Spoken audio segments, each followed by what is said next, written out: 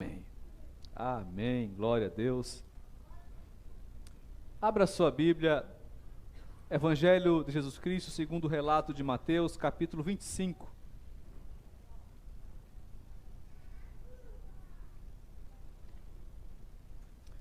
Evangelho de Mateus, capítulo 25. Nós iremos ler os versos de 1 a 13. Evangelho de Jesus Cristo, segundo o relato de Mateus, capítulo 25, versos de 1 a 13, uma parábola, uma das parábolas do Mestre, uma das parábolas de Jesus, uma das mais conhecidas com certeza, uma das mais desafiadoras sem dúvida, uma das mais urgentes com toda a convicção. Evangelho de Mateus, capítulo 25, versos de 1 a 13. Então o reino dos céus será semelhante a 10 virgens que, tomando as suas lâmpadas, saíram a encontrar-se com o noivo. 5 dentre elas eram nécias e 5 prudentes. As nécias, ao tomarem as suas lâmpadas, não levaram azeite consigo. No entanto, as prudentes, além das lâmpadas, levaram azeite nas vasilhas. E tardando o noivo, foram todas tomadas de sono e adormeceram. Mas à meia-noite, ouviu-se um grito: eis o noivo, saí ao seu encontro. Então se levantaram todas aquelas virgens e prepararam as suas lâmpadas. As nécias disseram às prudentes: dai-nos o vosso azeite, porque as nossas lâmpadas estão se apagando. Mas as prudentes responderam: não, para que não nos falte a nós e a vós outras. Ide antes aos que o vendem e comprai-o. E saindo elas para comprar, chegou o noivo. E as que estavam apercebidas entraram com ele para as bodas, e fechou-se a porta. Mais tarde, chegaram as virgens nécias, clamando: Senhor, Senhor, abre-nos a porta. Mas ele respondeu: em verdade vos digo que não vos conheço. Vigiai, pois, porque não sabeis o dia e nem a hora. Feche seus olhos. Senhor, nós queremos colocar diante de Ti esse tempo tão precioso em que a Tua palavra nos é dada. Ó Deus, que Teu Espírito Santo possa falar com cada um de nós, falar profundamente ao nosso coração e nos ajudar, Senhor, a nos preparar para aquilo que em breve ocorrerá, a saber, a volta do noivo, a chegada do Senhor para nos buscar. Ajuda-nos, prepara-nos, cala a voz do adversário, cala a voz do meu eu e fale com cada um de nós, porque precisamos ouvir do Senhor nessa noite, em nome de Jesus Cristo, amém. Esteja pronto, esteja pronto, é sobre isso que essa parábola fala para nós. O texto bíblico ele é interessante porque Jesus Cristo, na sua suprema sabedoria, ele colocou uma verdade gloriosa em um evento corriqueiro que era uma festa de casamento. 10 moças foram convidadas para serem damas de honra nesse casamento. E o texto bíblico ele usa 2 classificações para essas moças. Diz que a metade delas eram loucas ou nécias, como a passagem bíblica nos diz. Fala que 5 delas eram nécias ou loucas, imprudentes, insensatas. E é interessante que a passagem bíblica que nós acabamos de ler atribui a elas a marca, a característica, o adjetivo, a qualidade de serem loucas, nécias, imprudentes, por um único motivo.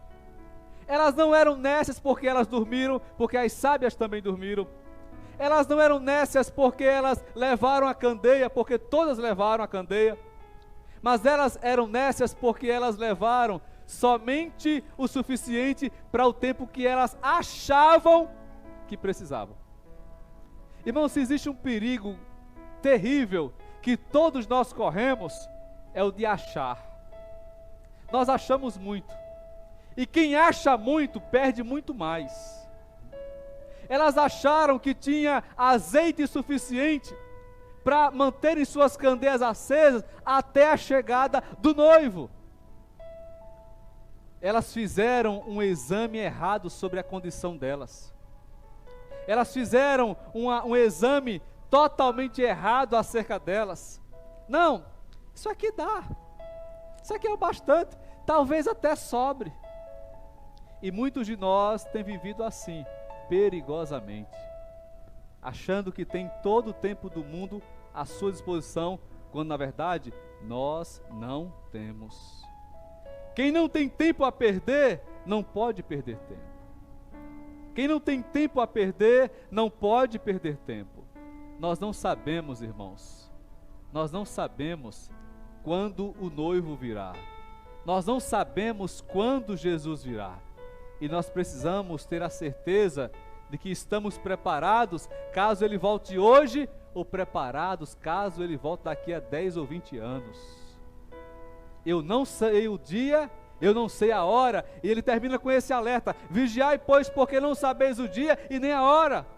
Se eu não sei o momento, se eu não sei o dia, se eu não sei a hora, eu preciso estar pronto, caso Ele volte hoje, ou caso Ele volte daqui a 10 ou 20 anos.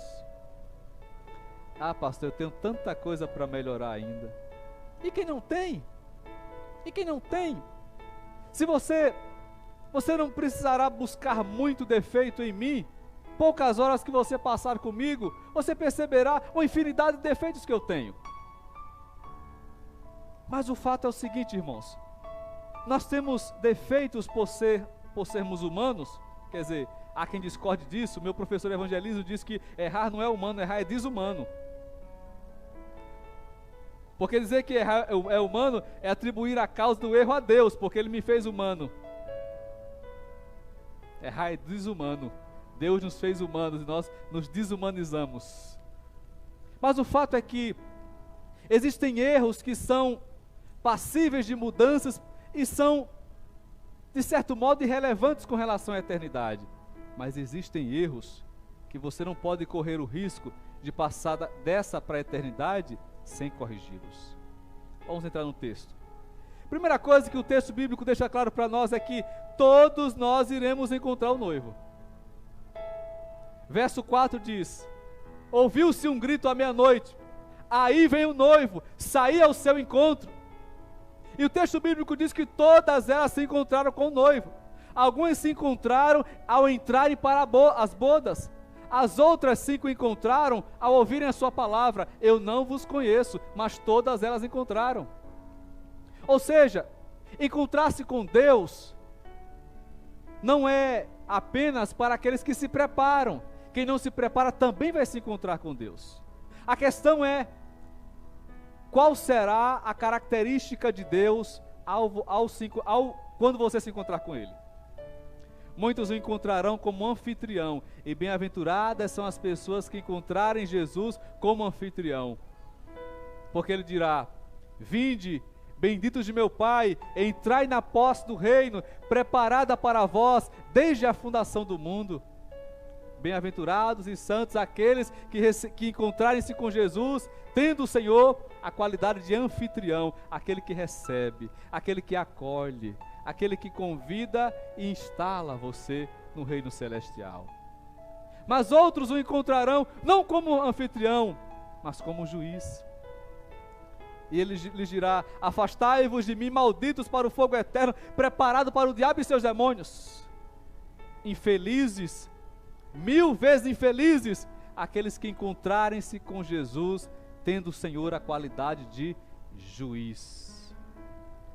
Mas todos iremos nos encontrar com o noivo, com Jesus. Quem é você nessa parábola? Quem é você? Você é o sábio, a prudente, ou você é o insensato ou a insensata? Você é aquele que está vivendo perigosamente ali, no precipício? Não, cai nada isso aqui. Cai nada. Pedro disse que já nos seus dias, muitos zombavam da mais importante promessa que a Bíblia traz, que é a promessa da volta de Jesus. Ele diz que muitos dizem, desde que os nossos pais morreram, que há essa conversa de que ele vai voltar, e nunca voltou. Aí Pedro fala assim, mas o Senhor não retarda a sua promessa, ainda que alguns a tenham por tardia, mas ele é longânimo, não querendo que ninguém se perca, mas que todos sejam salvos. Ou seja, quanto mais Jesus demora, tardando o noivo, quanto mais Jesus demora vir, mais tempo nós temos de nos preparar para nos encontrarmos com Ele como anfitrião e não como juiz. E não como juiz. O texto bíblico também deixa claro o seguinte para nós, irmãos, que ninguém comparecerá sem lâmpada perante o noivo. Todas elas tinham lâmpadas, ainda que a de algumas estava já sem combustível, mas todas elas tinham lâmpada. Nós poderíamos fazer algumas considerações sobre a lâmpada, mas eu não quero me ater a isso. Mas imagine que a sua lâmpada é o seu tempo. Será que alguém pode falar, eu não tenho tempo de buscar, eu não busco a Deus porque eu não tenho tempo? Todas tinham lâmpada. Imagine que a lâmpada é o seu tempo. Você tem lâmpada, você tem tempo. Mas o tempo de alguns é deficiente, por quê? Porque é usado para tanta coisa, menos para aquilo que tem peso eterno para sua alma.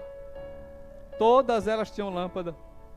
Digamos que a lâmpada são as oportunidades, todas elas tinham lâmpadas, todas elas tiveram oportunidades, assim como todos nós também temos. É por isso, irmãos, que nós não podemos jamais ficar cultivando aquele pecadinho de estimação. Esse aqui, ano que vem, se Deus quiser, está chegando aí 2022, quando o ano novo chegar, eu vou entrar o ano novo já, sem esse pecado, vou abrir mão dele. Mas como só faltam aí 27 dias ou 28 dias para acabar o ano, eu vou cultivando ele ainda até, mas um dia 31 é o dia 31 não passa, eu não vou levá-lo para o ano novo. E se você não chegar para o ano novo? E se você não viver até 31 de dezembro? E se você não viver até lá? E o pior, geralmente há algo muito especial no mês de dezembro. Há algo muito emocional no mês de dezembro.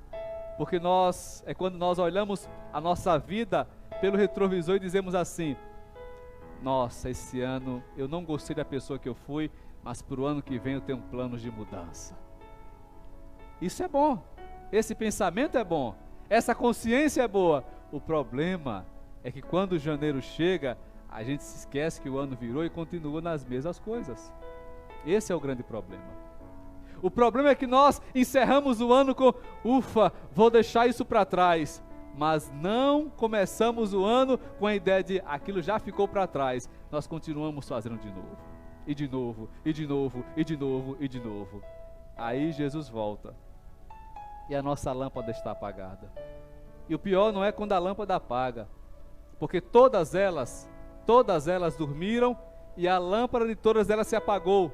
A diferença é que 5 delas tinham meios para reacender as lâmpadas, mas 5 delas não tinham. Paulo fala assim, Cristo morreu para que, quer durmamos fisicamente, ou quer despertemos, estejamos vigilantes. Na Bíblia, o sono é um eufemismo para a morte. Todos nós morreremos. E você sabe que o último estado em que você está quando você morre determina a sua eternidade. Muitas pessoas ainda hoje têm a seguinte ideia: quando Jesus voltar, no juízo final, então ele vai decidir quem vai para o céu e quem vai para o inferno. Só que essa ideia, ela não é bíblica, e não está correta. Porque não é bíblica, não está correta, lógico. Quando Cristo vier, Ele não vai decidir quem vai subir e quem vai descer. Porque essa decisão, na verdade, somos nós que tomamos. E a nossa morte, escute isso, quando Jesus voltar, ou quando você morrer, naquele exato momento em que Jesus voltou, naquele dado momento em que você morrer, você sentenciou para sempre a sua alma à eternidade, com Deus ou sem Ele. Com Deus ou sem Ele. Então, quando Cristo voltar, Ele não vai decidir quem vai subir. Qual é o critério? Ao morrer, essa pessoa estava, como era a vida dela? Ela estava andando com Deus? Não. Se sim, vai para o céu, porque a vida eterna é esta, que conheçam a Deus como único e verdadeiro Deus e a Jesus Cristo a quem o Pai enviou. Essa é a vida eterna. Segundo, ela havia se convertido dos seus maus caminhos, ela havia deixado para trás o pecado, ela havia buscado viver uma vida agradável a Deus de acordo com o que a Bíblia diz que tem que ser?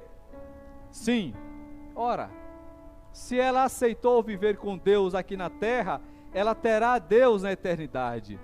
Não, ela não quis Deus. Ora, se ela não quis Deus aqui na terra, ela não terá Deus na eternidade.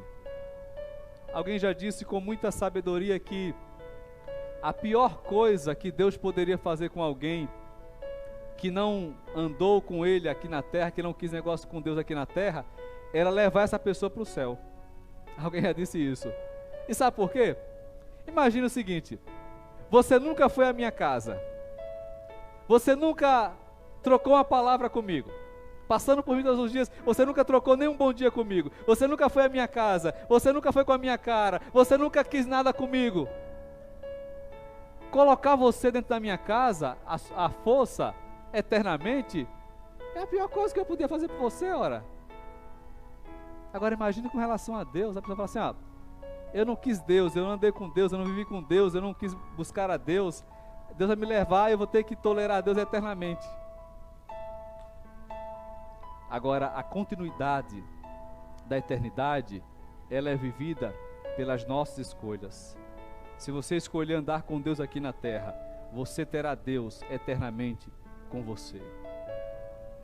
Em terceiro lugar, perceba você que o compromisso com Deus é individual e intransferível. Ouviu-se um grito, aí vem o noivo, sai ao seu encontro. Então as prudentes pegaram suas lâmpadas e pegaram azeite. E as nesses disseram: dá-nos o vosso azeite, porque as nossas lâmpadas estão se apagando. Resposta das sábias: não. Porque se nós dermos o nosso azeite, acabará que faltará para nós e para vocês. Ou seja, o azeite que eu tenho, ele é suficiente apenas para a minha lâmpada. Eu não posso te dar do meu azeite. E elas disseram: o que é que tem que fazer? Vão aos que vendem e comprem para vocês. Vão aos que vendem e comprem para vocês. Sabe, irmãos, a vida com Deus, ela é uma coisa muito pessoal, muito individual.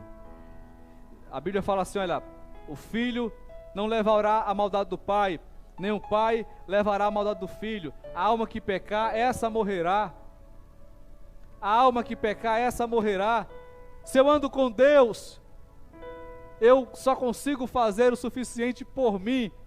Eu posso evangelizar outro, eu posso orar pelo outro, eu posso aconselhar o outro, mas eu não posso levar o outro para o céu. Só Jesus pode. Ele disse: eu sou o caminho, a verdade e a vida, e ninguém vem ao Pai senão por mim. Só por Ele. Ele é que é o caminho.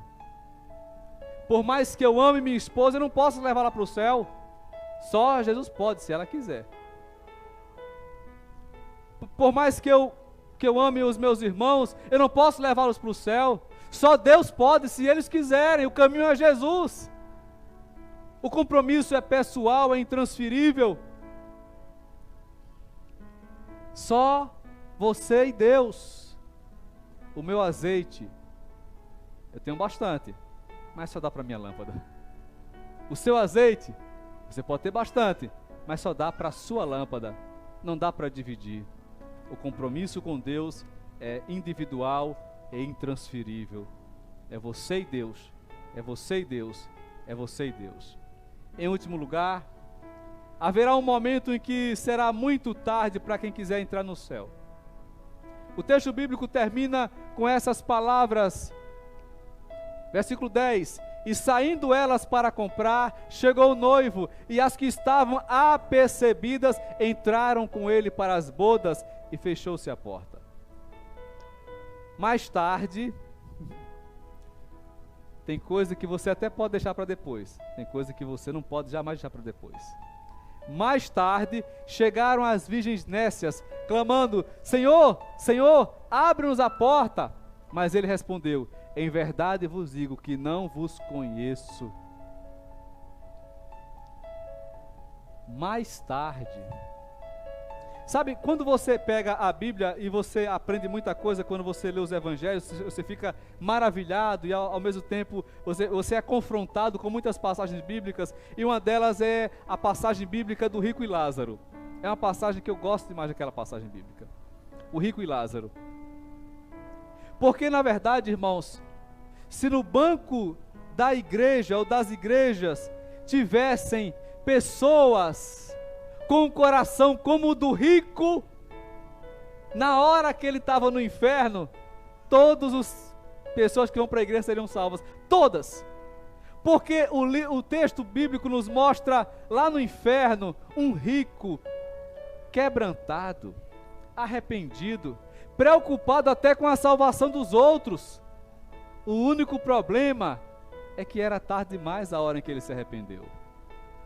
O texto bíblico diz que ele até em posição de reverência, um homem pagão, um homem indiferente, lá em posição de reverência, chama Abraão de pai. Oh, pai Abraão, olha. Pai Abraão. E ele, o senso de humildade desse homem é uma coisa fora do comum. Manda que Lázaro molhe a ponta do dedo. Olha a humildade do homem. Molhe a ponta do dedo em água e vem aqui para me refrescar a língua. Olha a humildade. Ele não falou: ó, pai Abraão, me faz um favor grande aí, manda Lázaro trazer um balde d'água e me jogar aqui por cima. Ó, pai Abraão, manda Lázaro aí ligar uma torneira aqui na minha cabeça e deixar correndo eternamente. Não, ele pede a ponta do dedo mindinho de Lázaro. Lázaro, aquele ferido, aquele homem que a Bíblia fala que era coberto de feridas, da cabeça aos pés. Um homem que a única companhia que tinha eram os cachorros. Um homem ferido, sangrando em carne viva, lambido pelos cachorros. Agora, o rico quer que esse homem, ferido, em carne viva, lambido pelos cachorros, molhasse a ponta do dedo midinho para refrescar a língua dele. Olha que humildade desse homem. Humildade, quebrantamento. Pai Abraão, manda que alguém vá à casa dos meus pais, porque eu tenho irmãos lá, eles precisam aprender sobre salvação, para não vir para esse lugar. Virou missionário do dia para a noite.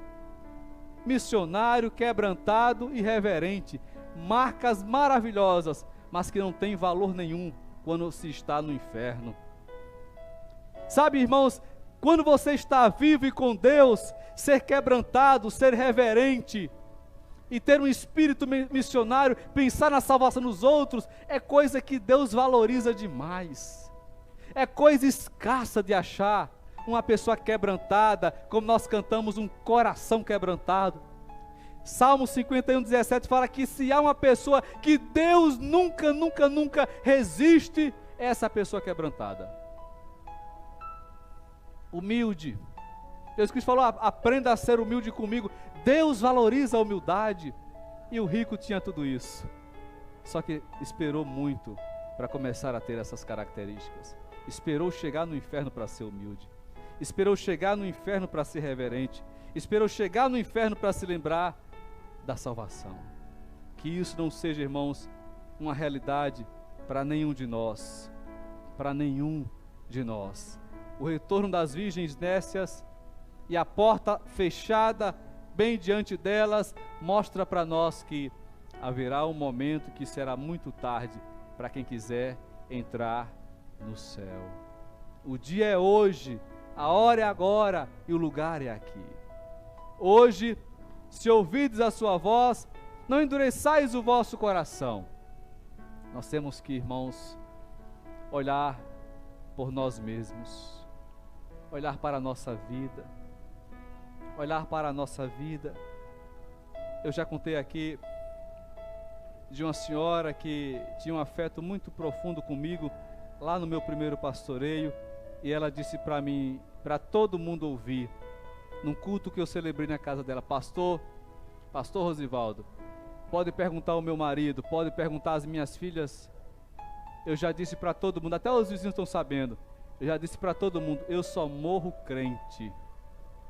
Eu só morro crente. E aí há uns 3 anos atrás, eu estou aqui já em Costa Rica e recebo uma mensagem de WhatsApp dizendo que ela tinha morrido subitamente, teve um mal súbito e veio a óbito. Eu lembrei imediatamente das palavras dela: só morro crente, só morro com Jesus. Mas não sabia qual era o momento em que a porta se fecharia. Sabe, há 2 formas da porta se fechar. As portas podem se fechar quando os nossos olhos se fecham para essa vida. E as portas podem se fechar quando Jesus a fechar diante dos seus olhos na eternidade. Que Deus tenha misericórdia de nós e aplique a sua palavra no nosso coração. Queria que vocês colocassem de pé.